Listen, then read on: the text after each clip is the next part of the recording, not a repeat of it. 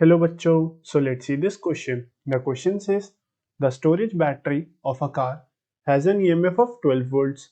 If the internal resistance of the battery is 0.4 ohms, what is the maximum current that can be drawn from the battery?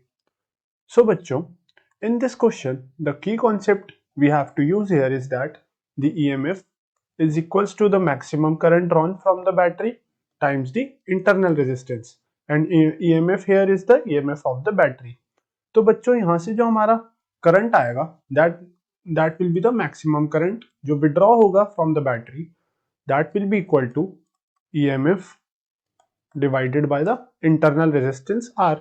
And बच्चों देखिए, हमें जो question में values given है वो हमें given है, EMF हमें क्वेश्चन में दिया हुआ है that is equal to 12 volts, right.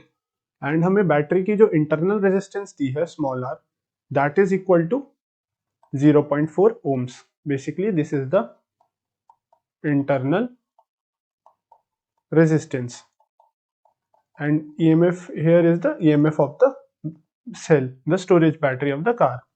तो यहां से देखिए बच्चों, जो हमारा Imax की वैल्यू आएगी, Imax that will be equal to 12 divided by 0.4 ohms.